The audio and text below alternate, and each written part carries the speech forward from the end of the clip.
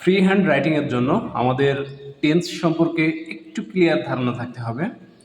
তো আমরা আজকে দেখব যে বি ভার্ব ভার্বের প্রেজেন্ট টেন্স আমরা দেখব। আমরা জানি যে বি ভার্বের হচ্ছে তিনটা টেন্স আছে, প্রেজেন্ট, পাস্ট অ্যান্ড ফিউচার।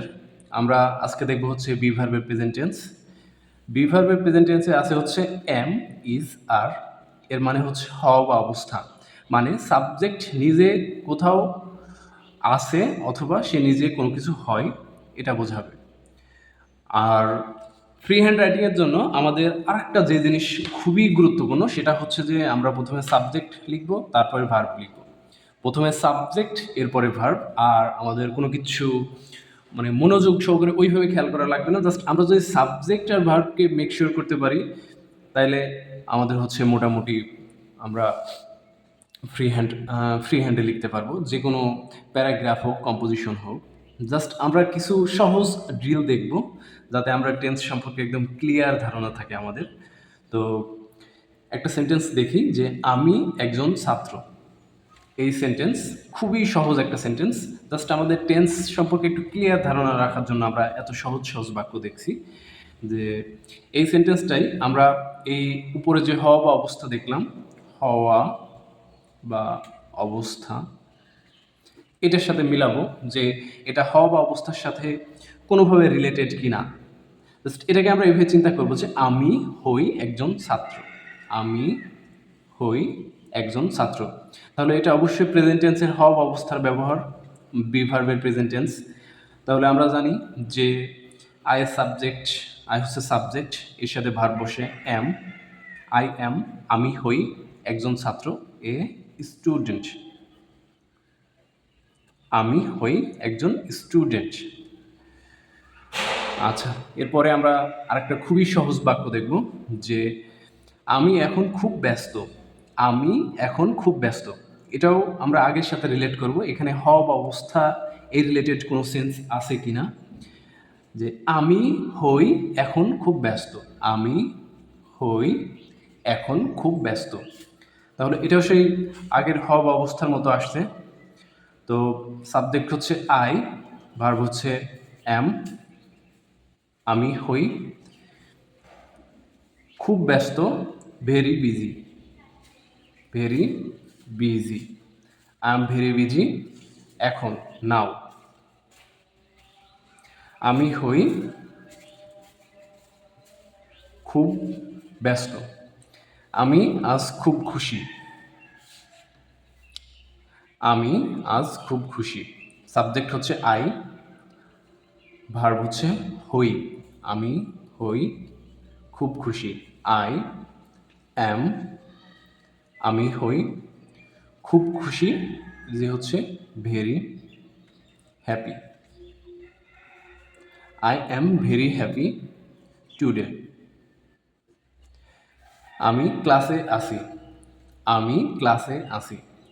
এই সেন্টেন্সটাকেও আমরা আগের মতো চিন্তা করব যে আমি এখন ক্লাসে, মানে আমি ক্লাসে আছি, এটা হচ্ছে আমার অবস্থা বোঝাচ্ছে, যেটা আমার অবস্থা, অবস্থা যে আমি কোথাও আছি। তাহলে যদি হওয়া বা অবস্থা বোঝায়, অবশ্যই এম ইজ আর বসবে। সাবজেক্ট হচ্ছে আই, ভার্ব হচ্ছে am, I am in the class, আমি ক্লাসে আছি। আরেকটা বাক্য দেখি, আমি তোমার বন্ধু। এটা হচ্ছে আবার সেই আগের মতো যদি চিন্তা করি, আমি হই তোমার বন্ধু, আই অ্যাম, আমি হই ইয়োর ফ্রেন্ড, আমি হই তোমার বন্ধু, আই অ্যাম ইয়োর ফ্রেন্ড। আরও কিছু বাক্য আমাদের কাছে আছে, আমরা খুবই সহজভাবে ফ্রি হ্যান্ডে লেখার জন্য এই বাক্যগুলোকে অবশ্যই খুব সহজভাবে বুঝতে হবে এবং সহজে আয়ত্ত করতে হবে। যে সে একজন ভালো শিক্ষক, সে হয় সে হয় একজন ভালো শিক্ষক।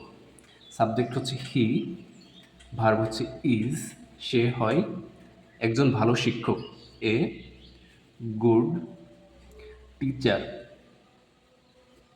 হি ইজ আ গুড টিচার, সে হয় একজন ভালো শিক্ষক। সে আজ অসুস্থ। সে আজ অসুস্থ। অবশ্যই এটা তার অবস্থা অসুস্থ। যদি অবস্থা বোঝায় তাহলে প্রেজেন্টে যদি অবস্থা বোঝায় তাহলে অবশ্যই এমিজারের ব্যবহার। সাবজেক্ট হচ্ছে হি, সে, ভার্ব দিয়ে দেব। হি বা শির সাথে সবসময় ইজ বসে। He is ill today. সে আজ অসুস্থ। He is ill today. সে খুব বুদ্ধিমান। সে খুব বুদ্ধিমান। সাবজেক্ট হচ্ছে সে, বুদ্ধিমান হচ্ছে তার অবস্থা। অবস্থা, বুদ্ধিমান তার অবস্থা। তাহলে ইজ হি ইজ সে হয় ভেরি খুব genius. He is very genius. সে খুব বুদ্ধিমান। আমরা যদি আরেকটা বাক্য দিকে খেয়াল করি, সে এখন বাসায় আছে। সে এখন বাসায় আছে। বাসায় থাকা তার অবস্থা, অবশ্যই অবস্থা যে সে কোথায় আছে, বাসায় আছে। যদি প্রেজেন্টে কোথাও আছে বা থাকা বোঝাই তাহলে এমিজার দিয়ে বাক্যটা লিখতে হবে। সাবজেক্ট হচ্ছে হি, ভার্ব হচ্ছে ইজ।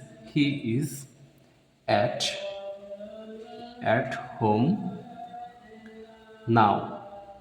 সে এখন বাসায় আছে। He is at home now. সে এখন বাসায় আছে। সাবজেক্ট হচ্ছে হি, ভার্ব হচ্ছে is.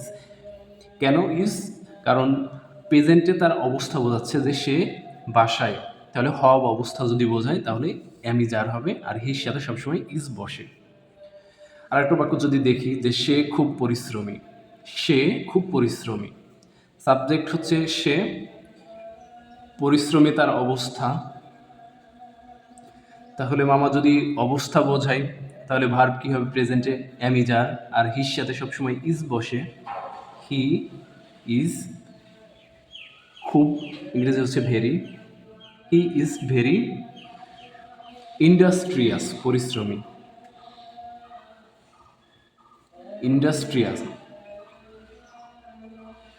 He is very industrious. Subject হচ্ছে হি, ভার্ব হচ্ছে ইজ। কেন ইজ? কারণ তার পরিশ্রমী হওয়াকে বোঝাচ্ছে। আমরা যদি আরেকটা বাক্য দেখি যে এই বইটি খুব গুরুত্বপূর্ণ। এই বইটি খুব গুরুত্বপূর্ণ। সাবজেক্ট হচ্ছে এই বইটি, গুরুত্বপূর্ণ তার অবস্থা। তাহলে this book is very important. This book is very important. এই বইটা খুব গুরুত্বপূর্ণ।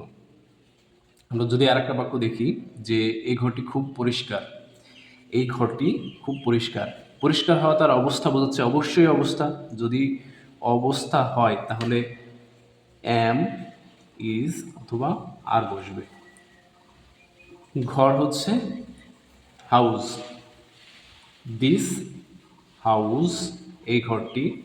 দিস হাউস হচ্ছে সিঙ্গুলার, এর সাথে কি বসে? Is. This house is very, পরিষ্কার ইংলিশ হচ্ছে clean. This house is very clean. এই ঘরটা